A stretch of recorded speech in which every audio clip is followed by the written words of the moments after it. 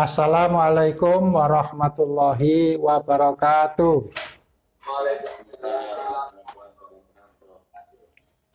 Marilah terlebih dahulu kita buka pertemuan ini dengan sama-sama membaca basmalah. Bismillahirrahmanirrahim. Alhamdulillahirabbil alamin wassalatu wassalamu ala asrofil anbiya'i wal mursalin Sayyidina Muhammadin wa ala alihi wa ashabihi ajmain, amma ba'du. Hari ini kita membahas tema yang sangat aktual, menarik, terkait dengan hakikat pendidik dalam pendidikan Islam.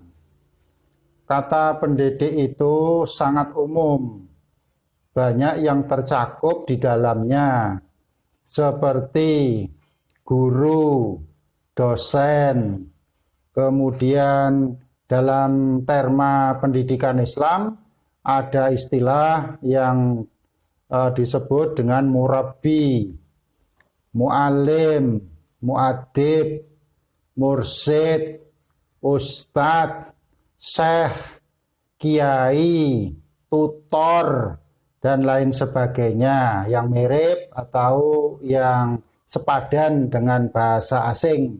Seperti bahasa Inggris itu ada teacher, educator, instructor, dan seterusnya. Apa bedanya satu dengan yang lain itu? Ya, dari segi istilah secara umum mereka adalah pendidik. Tetapi secara bahasa dan penerapannya ada kekhususan masing-masing. Seperti misalnya guru, itu dalam bahasa Indonesia. Juga dikenal di Malaysia, namanya guru. Di India itu juga kata guru digunakan.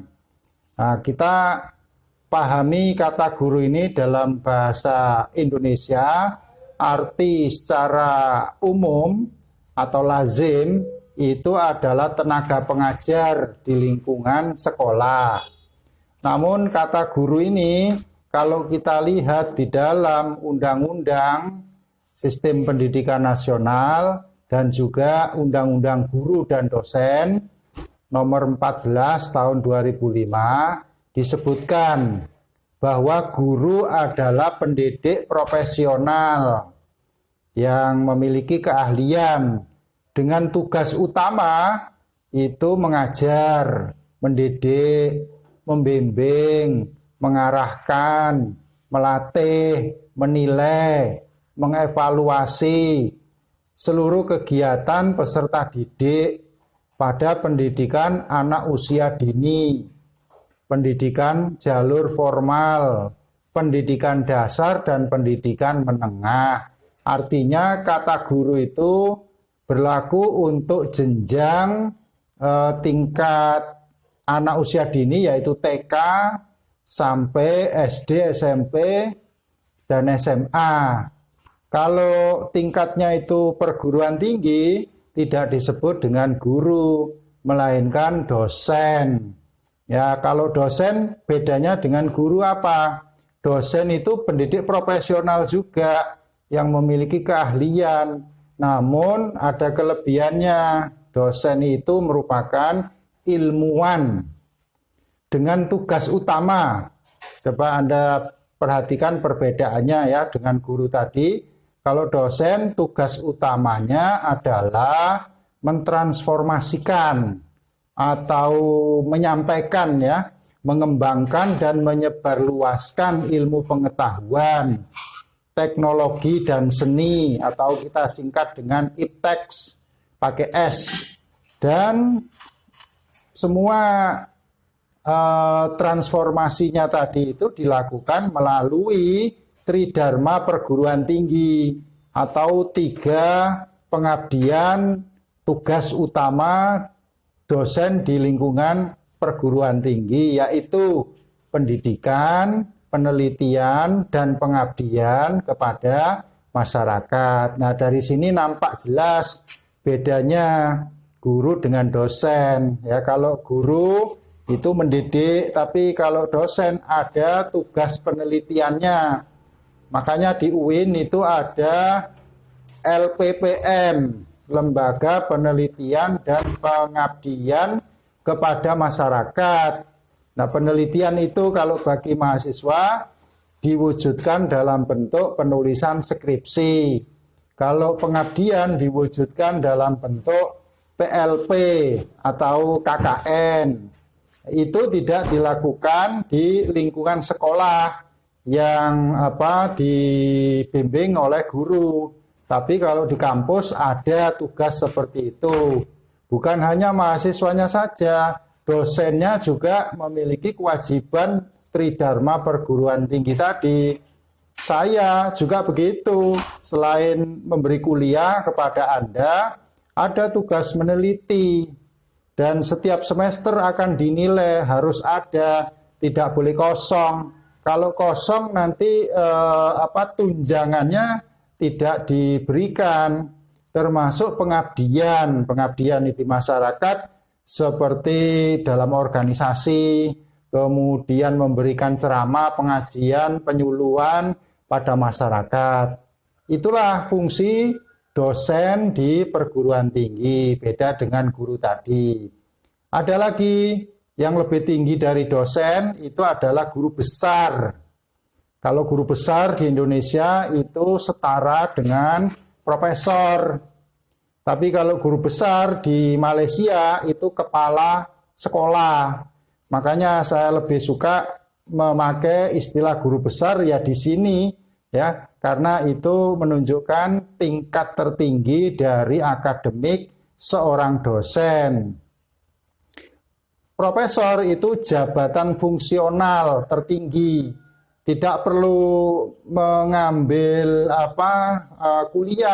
kuliah untuk menjadi profesor, tidak ada.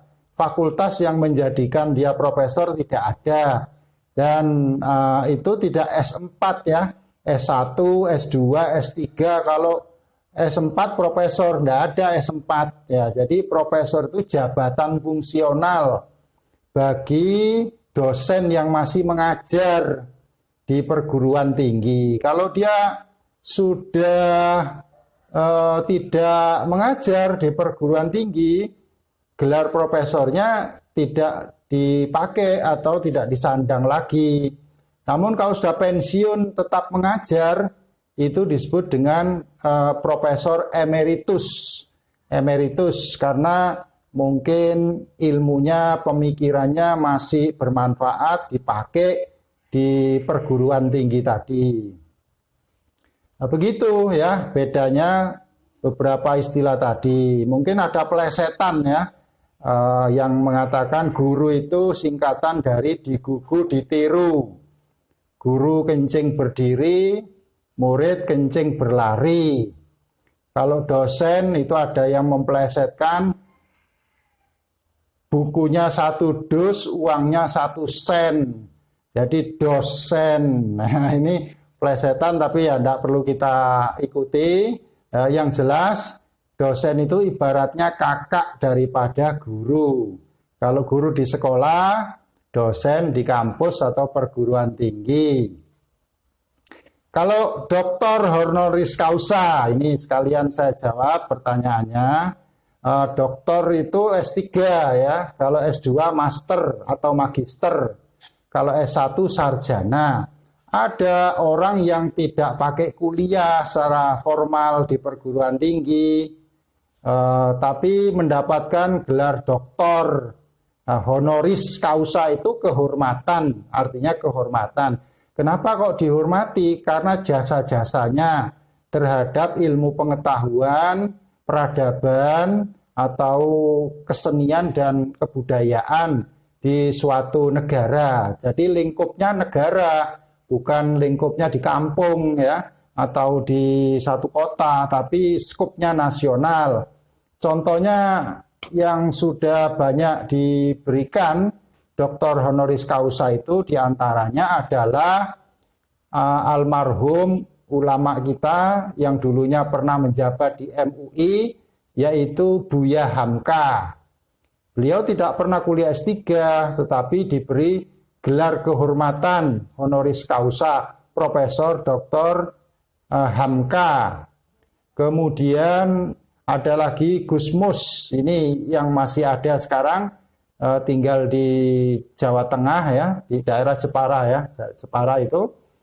Beliau mendapat kehormatan sebagai guru besar, sebagai doktor honoris causa. Begitulah dengan yang lain masih banyak lagi, tidak saya berikan contohnya satu persatu. Kemudian murabbi, tadi sempat disinggung, murabbi itu dari kata tarbiyah, robba, yurabbi, murabbi, tarbiyah. Tarbiyah artinya pendidikan. Kalau murabbi berarti pendidik. Ya, pendidik secara umum. Tapi kalau kita lihat penyebutan atau penamaan kata murabbi itu ada disebut dalam beberapa ayat dalam Al-Quran seperti surat Al-Fatihah, Alhamdulillahi Rabbil Alamin. Segala puji bagi Allah Tuhan seru sekalian alam, pemelihara alam semesta. Berarti kata Rabbul Alamin di situ adalah pemelihara alam semesta. Ada lagi wa qur rabbirhamhuma kama rabbayani shaghira. Di situ ada dua kali kata Rabbi ya, atau yang sepadan dengannya, waqul Rabbi, dan katakanlah wahai Tuhanku, irhamhuma, berilah rahmat kepada keduanya, ibu bapak kami, kama rabbayani, seperti keduanya telah mendidikku, shaghira, di waktu kecil. Berarti murabbi itu adalah pendidik. Namun menurut Nakib Alatas, kata murabbi ini lebih cenderung kepada perawatan, kemudian pemeriksaan, pembimbingan yang bersifat material, fisik, biologis. Seperti kalau anak pada waktu kecil tadi, itu apa yang dididik? Ya tentu kesehatannya dijaga, makanannya, kemudian tempatnya dijauhkan dari penyakit ya. Kalau sakit orang tuanya yang bingung ya. Kalau bisa sakit anaknya itu dipindahkan saja ke orang tuanya. Itu karena saking sayangnya orang tua kepada anaknya. Nah, kalau padanannya dalam bahasa Inggris, murabbi ini adalah educator ya, pendidik, tarbiyah, education. Itu kemudian mu'alim. Kalau mu'alim dari kata alima, ya'lamu, ilman, mu'alliman. Artinya adalah pengajar yang menyampaikan ilmu dari satu orang kepada orang lain. Dan kata alima ini juga disebutkan dalam Al-Quran, surat Al-Baqarah misalnya, bisa Anda periksa antara ayat 30 sampai 39 atau 40 ya. Wa 'allamal adama asma'a kullaha. Dan Allah mengajarkan, allama, mengajarkan kepada Nabi Adam nama-nama benda seluruhnya. Berarti di sini ada pengajaran atau taklim. Nah, dalam konsep taklim itu berarti transfer of knowledge, penyampaian ilmu pengetahuan. Kalau kita terjemahkan dalam bahasa Indonesia sepadan dengan pengajar atau guru. Karena pengajar, guru, mu'alim itu sekupnya ada di ruang kelas. Dia menyampaikan materi pelajaran, bahan ajar sesuai dengan target kurikulum. Kalau sudah selesai ya sudah. Itu berarti mu'alim atau guru sifatnya adalah pengetahuan intelektual, aspek kognitif. Nah, beda dengan pendidik atau murabbi tadi. Kalau pendidik itu dia tidak hanya aspek pengetahuan, tapi juga ada perbuatan, tingkah laku, dan juga nilai sikap ya. Yang berikutnya ada lagi mu'addib. Mu'addib itu sama artinya pendidik, cuma fokusnya, tekanannya berbeda. Kalau mu'addib itu dari kata adaba, adab. Anda kan bisa mengetahui sendiri ada fakultas adab. Adab itu sastra ya, tapi kalau adab di sini berarti ada nilai-nilai akhlak, sopan santun, budi pekerti. Kita sering mengatakan orang itu tidak beradab, berarti tidak beretika, tidak berbudi pekerti.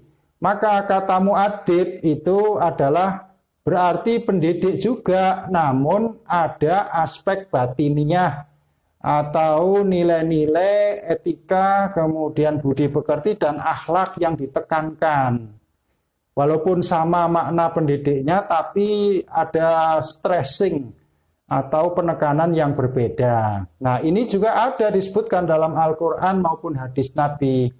Di dalam sabda Rasulullah menyatakan, Adabani Rabbi fa ahsana ta'dibi. Ada dua kata ya, Adabani Allah, Adabani Rabbi, Allah telah mendidikku. Fa ahsana ta'dibi, Adabani Rabbi fa ahsana ta'dibi. Maka itulah pendidikan yang sebaik-baiknya.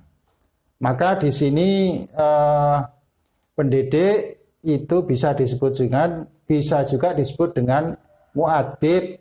Bahkan secara historis dulu para khalifah di zaman Abbasiyah itu memiliki pendidik khusus yang datang ke rumah, ke istana khalifah. Mereka itu dipanggil dengan mu'addib. Bukan murabbi, bukan mu'alim, tapi dipanggilnya dengan mu'addib. Sebab mereka yang disuruh mengajar di istana khalifah itu tidak hanya menyampaikan ilmu pengetahuan, mengajarkan materi, tapi juga membentuk sikap, akhlak, etika, dan sebagainya. Kalau mursid, ada tadi disebut mursid ya, itu dari kata arsyada yursidu, mursid. Nah, orangnya disebut dengan mursid, yaitu yang mengarahkan, yang membimbing. Makanya ada mursid haji, berarti dia pembimbing haji. Atau kalau kita gunakan istilah lain yang mungkin mirip-mirip ya, atau sepadan, itu fasilitator. Dia hanya menuntun, memandu, supaya anak tersebut bisa mandiri dan tidak memaksa.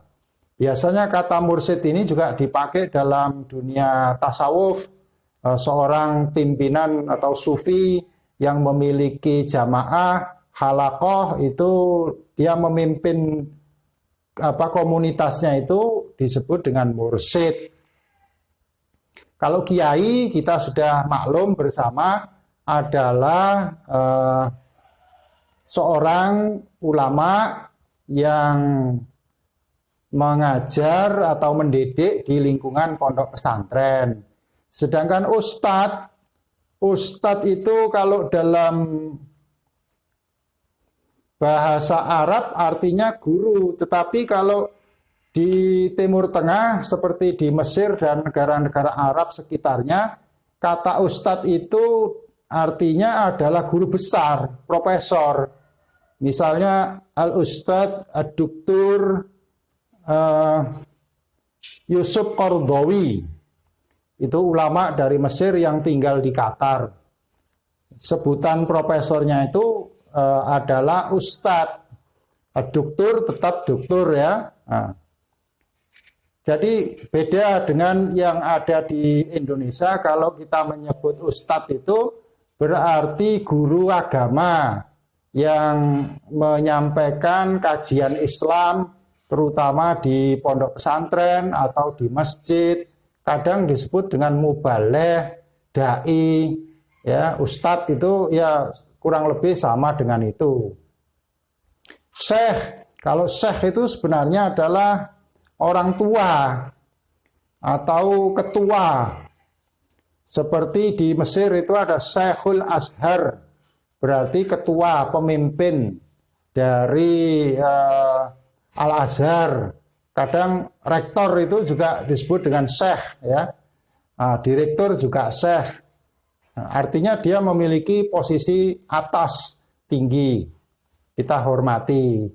Bagi kita cukup satu saja istilahnya, jangan simpang siur atau campur aduk. Kalau di sekolah kita panggil guru, kalau di kampus kita panggil dosen. Selanjutnya ada beberapa lagi istilah yang lain yang mirip-mirip, yaitu profesi, profesional, profesionalitas, dan profesionalisme. Kira-kira apa bedanya itu? Kalau profesi itu artinya adalah pekerjaan yang menuntut keahlian sesuai dengan bidangnya masing-masing. Kalau keahliannya itu pendidikan, berarti profesi guru, dosen.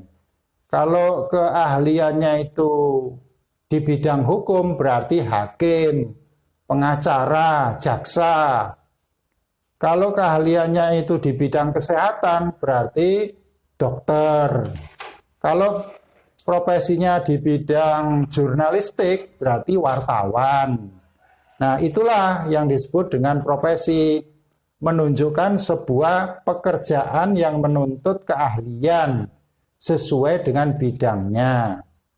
Kalau profesional, kata ini menunjukkan kata sifat. Artinya orang yang memiliki sifat atau nilai-nilai pekerjaan yang ahli di bidangnya.